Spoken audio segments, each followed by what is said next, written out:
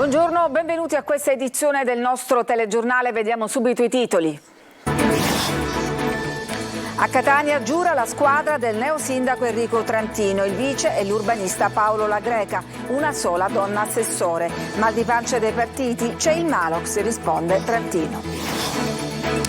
Lavoro e sicurezza, il centro dell'agenda dell'UGL. Il sindacato è riunito in congresso a Catania, chiede un'agenzia nazionale per i controlli e guarda al ponte sullo Stretto come volano di sviluppo. Mondello senza auto, come ogni anno la pedonalizzazione divide i commercianti e operatori turistici. Non chiamiamoli compiti per le vacanze. Con la fine della scuola i docenti ribadiscono l'importanza di non chiudere i libri, ma senza stress né verifiche finali.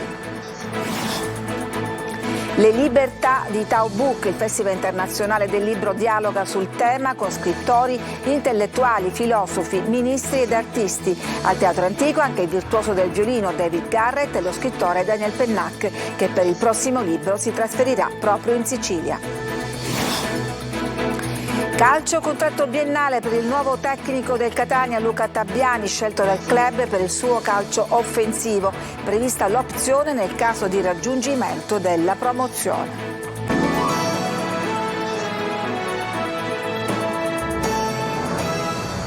Buongiorno, è stata presentata in municipio stamattina a Catania la nuova giunta del sindaco Trantino, gli assessori e le deleghe loro assegnate. Vediamo il servizio di Natale Bruno. C'è la folla delle grandi occasioni, il Salone degli Specchi al posto della Sala Giunta per il primo vagito dell'esecutivo varato dal sindaco Enrico Trantino, che vista l'ondata di calore arriva in municipio in camicia e giacca e poco prima dell'ufficialità sfila la cravatta al capo ufficio stampa Molino. Trantino ha messo in campo il piglio decisionista, un po' per far capire chi comanda a Palazzo degli Elefanti, e così ha scelto il suo vice come capita spesso nei posti di comando, l'ingegnere urbanista Paolo La Greca, che spiega ai nostri microfoni perché ha accettato di fare l'assessore. Si entra a far parte di una squadra per ragioni di maggioranza certamente, ma anche per ragioni di competenza. È uno dei principi per accedere alla vita pubblica amministrativa di una città. Mi ha scelto per ragioni di competenza, mi auguro di non deludere la città. La formula di rito per gli assessori chiamati a pronunciarla in rigoroso ordine alfabetico. Non ci sono più i partiti, c'è la squadra per risollevare le sorti di Catania e così inizia Bruno Brucchieri, MPA delega ai servizi e all'inclusione sociale, alla famiglia, poi Giuseppe Gelsomino della Lega Attività Produttive, Andrea Guzzardi anche lui Lega, Pubblica Istruzione, Edilizia Scolastica, Agricoltura, Pesca e Borghi Marinari.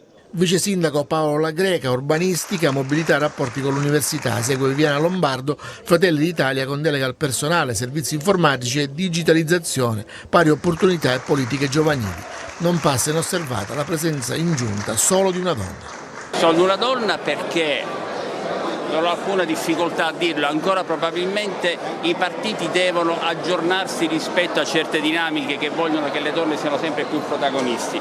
Ancora patiamo un minor coinvolgimento del sesso femminile nelle classi dirigenti dei partiti, certamente è qualcosa che dobbiamo correggere, però desidero solo ricordare che stiamo parlando di una giunta di centrodestra e il centrodestra ha dimostrato che non ci vogliono quote rosa o riserve ignare per diventare presidenti del Consiglio quando si è donna, ma si ha valore. Sulla composizione della giunta Trantino non bada troppo alle questioni interne alla maggioranza e a chi gli chiede sui mal di pancia dei partiti dice: c'è il Malox, ci sono tanti altri farmaci che possono eventualmente aiutare per l'antiacido, ma non c'è, a prescindere dalla battuta, mal di pancia non ce n'è, è chiaro, c'è qualcuno che magari aspettava un diverso risultato, è comprensibile, ma credo che appartenga alla fisiologica natura della politica. Saranno poi le partecipate?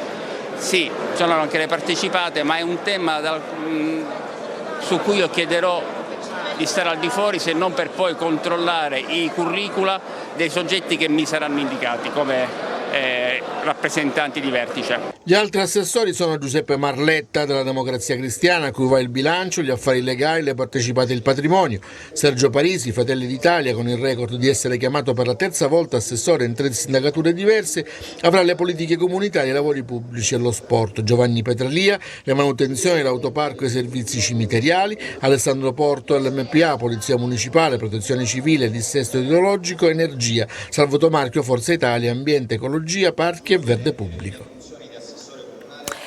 Per sfuggire all'arresto ha cambiato casa, interrotto i rapporti con i familiari, si è fatto crescere la barba e i capelli e ha usato una carta d'identità falsa. Dopo 5 mesi i carabinieri della compagnia di Monreale però l'hanno catturato e Giovanni Priolo, di 43 anni, palermitano, è finito in carcere. L'uomo era ricercato perché nel luglio del 2019, durante un intervento della Capitaneria di Porto a causa della segnalazione di una moto d'acqua tra i bagnanti, aveva cercato di bloccare i militari salendo a bordo della motovedetta.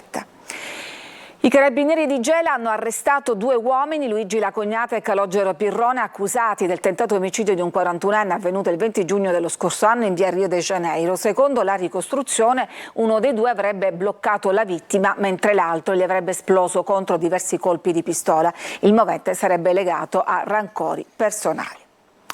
Oggi a Catania il congresso dell'UGL, lavoro, sicurezza, i fondi del PNRR, i temi al centro dell'agenda del sindacato che guarda al ponte come volano di sviluppo. Il servizio. La Sicilia in perenne emergenza lavoro. I dati della disoccupazione, soprattutto quella giovanile, preoccupano i sindacati che chiedono al governo misure per contrastare il fenomeno.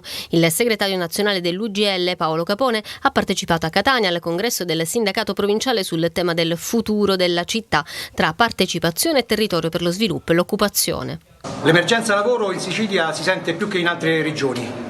Per la statistica che è stata fatta, la regione Sicilia rappresenta la 5ª regione d'Europa per tasso di disoccupazione giovanile. 4 giovani su 10 non lavorano e non cercano lavoro.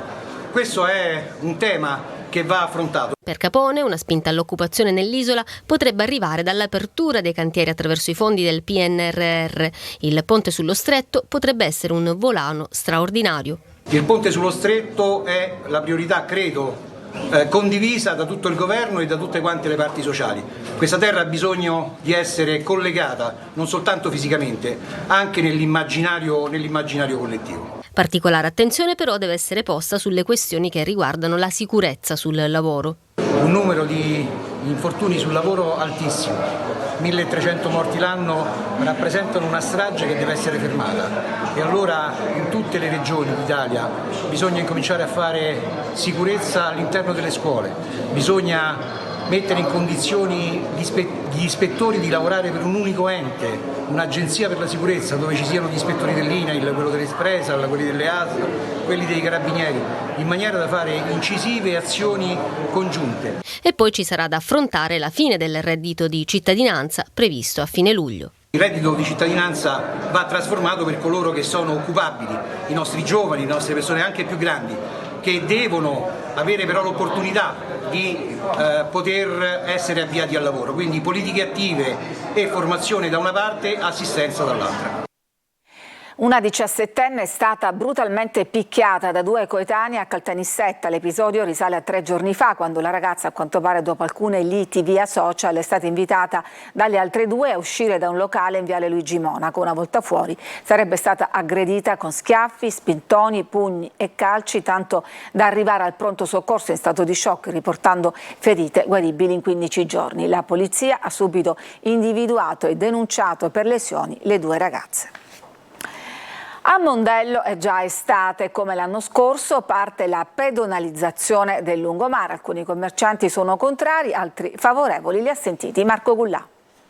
Meno auto, più gente che passeggia, più eventi e attrazioni per i turisti. Mondello cambia abito, arriva la stagione estiva e la borgata marinara palermitana si appresta alla pedonalizzazione. Tra favorevoli e contrari per il secondo anno consecutivo, quindi Mondello, in particolare nella zona del lungomare, dice no alle auto. Intanto il lungomare è pedonalizzato, non è più una ZTL, quindi c'è una ulteriore riduzione delle auto che potranno transitare per esigenze specifiche e si farà in modo nelle prossime settimane, man mano che la pedonalizzazione procede con gli atti conseguenziali, di animare questa strada, non soltanto renderla disponibile alla passeggiata, ma una volta sottratta alle auto, sottratta al traffico, sarà importante portare, ci sono già delle interlocuzioni, delle attività culturali, ricreative. Mondello però è spaccata, molti commercianti hanno puntato il dito contro la pedonalizzazione, per loro è penalizzante soprattutto perché riduce il flusso di gente che si reca nella bella località marinara. C'è però chi è assolutamente a favore, come questo ristoratore. Secondo me non ci penalizza, perché anche noi avevamo il pensiero che l'isola pedonale sarebbe stata meglio. E infatti è stata una delle proposte che avevamo fatto nelle riunioni pre-stagione. Speriamo che vada bene. L'anno scorso, devo essere sincero, non ci ha penalizzato. È chiaro che le logiche della pedonalizzazione non possono essere condizionate da semplicemente attività commerciali, che probabilmente anche loro devono cominciare a mutare le logiche del commercio rispetto ad alcune destinazioni, così come avviene in altre destinazioni internazionali, che sono sicuramente molto, molto diverse, con anche ricavi sicuramente migliori. A partire dalla prossima settimana si registrerà un vero e proprio tutto esaurito, alberghi pieni e pedonalizzazione attiva, un'estate nel segno del green per Mondello. La scuola è finita, torna la solita polemica sui compiti per le vacanze, tutti concordano però che è importante leggere. Roberta Lunghi. C'è il tempo per leggere, c'è il tempo per studiare, c'è il tempo per svagarsi e l'estate è fatta appunto di svago ma anche di lettura e di approfondimento dei loro interessi. Cari vecchi compiti per le vacanze, sembrano destinati a restare un ricordo o in alcuni casi ad essere svuotati dall'ansia che il termine compiti porta con sé per diventare altro. Non chiamiamoli compiti perché fanno paura detta così, chiamiamoli allenamento estivo. E in questo allenamento estivo non sono previsti orologi o scadenze, nemmeno libri ad hoc. Noi abbiamo dato con la mia collega dei consigli, delle schede, le abbiamo mandate loro, le abbiamo selezionate un po' a corredo di quello che abbiamo fatto durante l'anno scolastico. Di fatto le schede inviate o condivise sulle apposite piattaforme andrebbero scaricate, stampate, poi completate e al rientro verificate. Ma è qui che ci accorgiamo che anche questo termine non risulta appropriato. Non chiamiamole verifiche, chiamiamoli, incontriamoci nuovamente, vediamo un po' a che punto siamo arrivati, riabbracciamo i compagni, riabbracciamo le maestre e riapriamo i libri. Ma i libri saranno sempre stati aperti, ecco, non chiudiamoli in estate, perché i libri sono la vita. E se per i più piccini resta l'impegno di questo allenamento estivo, per i liceali il coro sembra unanime verso un totale allentamento perché l'estate sia un tempo per la vita. Un tempo per la vita, anche questo è fondamentale. I ragazzi oggi il disagio psicologico che lamentano maggiormente è che loro appunto non li si ascolta, non hanno il tempo di fare altre cose. È importante dare delle indicazioni ai ragazzi, magari dei suggerimenti di lettura o al limite degli esercizi che possono così aiutarli a riprendere un po' alcuni dei contenuti. In soffitta dunque la lunga lista di compiti per le vacanze, ma resta un'unica indicazione: bisogna leggere. Un consiglio che si scontra con dati poco incoraggianti. Nonostante la pandemia abbia avuto degli effetti positivi sulle abitudini di lettura degli italiani, solo 3 ragazzi su 10 leggono almeno un libro al mese e l'Italia è fanalino di coda in Europa. Basterà il consiglio di un giovane docente a solleticare le buone intenzioni. Suggerisco un romanzo di Valeria Parrella che si chiama La Fortuna, che racconta la storia di un adolescente ambientato nell'impero romano durante l'impero dei Flavi ed è una storia molto bella che racconta il processo di una crescita ma anche di un percorso di inclusione che secondo me ai ragazzi può piacere. Io l'ho proposto alle mie classi e ne abbiamo poi discusso in un incontro così informale. Perché l'adolescenza dall'impero romano fino a qui è praticamente la stessa, assolutamente, i problemi sono sempre gli stessi. Ci fermiamo, c'è una pausa per la pubblicità, torniamo subito dopo.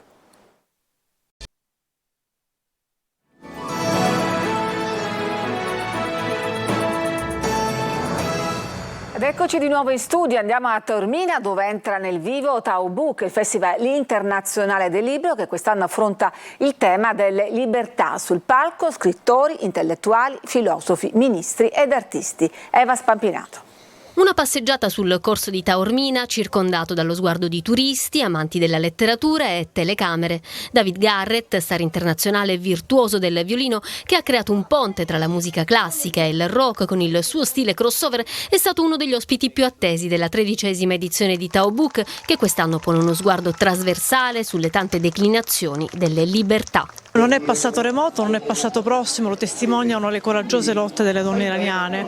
Oggi il tema delle libertà è un tema urgente perché le libertà negate sono più di quelle riconosciute ed è per questo che abbiamo deciso di affrontare il tema facendo nostro anche l'insegnamento di Benedetto Croce. La libertà al singolare esiste solo nelle libertà al plurale. Il festival accoglie nei luoghi più significativi di Taormina oltre 200 eventi con ospiti di prestigio provenienti da 30 paesi del mondo. La mongolfiera in volo, immagine simbolo dell'edizione 2023 creata dall'artista Velasco Vitali, rappresenta la ricerca di uno sguardo più alto sul mondo, capace di avvicinare ambiti apparentemente distanti, ma anche l'espressione delle libertà plurali. E di libertà ieri ha parlato anche l'amatissimo scrittore francese Daniel Pennac per la prima volta a Taormina. Je suis émerveillé. Sono davvero colto da una meraviglia incredibile e aspetto solo che termini l'intervista per andare a visitare il teatro greco. La libertà è una problematica assolutamente urgente, d'altro canto vediamo che ci sono parecchi paesi dove ci sono ora dei governi autoritari e dove ci sono dei problemi di democrazia come la Turchia, come la Russia per esempio, come altri paesi nel mondo. Quindi temo che bisogna tenere bene sotto controllo e guardare bene che cosa succede a livello di libertà. Che cos'è per lei la libertà? Quelle heure il est? Pennac ha presentato Capolinea Malussen, che arriva a distanza di 40 anni dal primo libro della saga, e ci racconta che il prossimo testo lo vorrà scrivere proprio in Sicilia. À côté de chez moi. Ho un rapporto di amicizia profonda con la Sicilia perché a Parigi, proprio vicino a casa mia, c'è un ristorantino che è tenuto da un amico siciliano che si chiama Pippo, dal quale io vado a mangiare praticamente ogni giorno e quindi devo dire che tutto questo mi fa pensare che tornerò presto in Sicilia e voglio fermarmi almeno 2 o 3 mesi perché voglio scrivere qua. Ha già preferenze dove? Voilà, Villafradi. Villafrati, paese in provincia di Palermo, dunque, si dovrà preparare ad accogliere lo scrittore francese. Intanto stasera il Teatro Antico di Taormina ospiterà il gala di premiazione di Taubook, premiate le 3 paladine delle battaglie per le parità di genere, la francese Annie Ernaux, premio Nobel per la letteratura, Joyce Carol Oates, scrittrice americana, 5 volte finalista del premio Pulitzer, l'iraniana Zarna Fisi, in esilio per sfuggire alle persecuzioni. La nuova stagione del Teatro ABC di Catania in un cartellone ricco di spettacoli. A presentarlo il direttore artistico Guglielmo Ferro assieme ad alcuni degli attori protagonisti. Simona Mazzone. La nuova stagione teatrale Turiferro all'ABC di Catania sarà straordinaria. Il cartellone è stato presentato da alcuni, tra attori, produttori e registi, che porteranno in scena a partire da novembre 2023 fino a maggio 2024 10 spettacoli. Il debutto è Storia di una capinera di Verga con Nadia De Luca ed Enrico Guarneri. Come ogni anno, ormai è tradizione, 2 lavori, uno serio, drammatico, ed è appunto Storia di una capinera di Verga, l'altro sarà divertente, rilassante, comico, ed è Il bugiardo di Carlo Goldoni. E nel bugiardo abbiamo invertito i ruoli perché il bugiardo è il figlio. Goldoni scrive di questo figlio scapestrato, scavezzacollo, non potendo io fare il figlio per ragioni anagrafiche qualche mese, non tanto, allora io faccio il padre e abbiamo cambiato, cioè qua è un padre bugiardo. E poi Pino Insegno, Gianfranco Iannuzzo, Barbara De Rossi, Marina Massironi, Ferzan Ozbetek, Claudio Bisio, Edoardo Leo e Pippo Pattavina, impegnato in Pensaci Giacomino, reduce da un altro successo teatrale di Pirandello. Pensaci Giacomino, che è la prima volta che interpreto, non l'avevo mai fatto pur conoscendolo perfettamente, ed è dire che è un piacere estremo è dire un'ovvietà, perché comunque recitare Pirandello è sempre una cosa unica, perché significa recitare uno dei più grandi autori del Novecento, se non il più grande in assoluto. Tanto impegno ed edizione nella programmazione del cartellone per Guglielmo Ferro, nella doppia veste di direttore artistico e regista. Qual è la novità di questo cartellone? La novità è che il teatro è un gesto contemporaneo e quindi noi stiamo andando sempre di più verso quello che è il teatro che rappresenta oggi la contemporaneità, non dimenticando i grandi classici. Questo è quello che ci conduce e che ci fa ogni anno portare delle novità all'interno del nostro teatro. Gli organizzatori e produttori Mario Fraello e Carlo Auteri hanno dovuto aggiungere alcune date, vista la mole di richieste per gli abbonamenti. In questa stagione rispetto a quella trascorsa abbiamo registrato degli aumenti inaspettati, degli aumenti li immaginavamo, ma a parità di data rispetto all'anno scorso siamo ad oltre il doppio di abbonati. Ci fermiamo, c'è un'altra pausa e poi la pagina sportiva per conoscere il nuovo allenatore del Catania. Tra poco.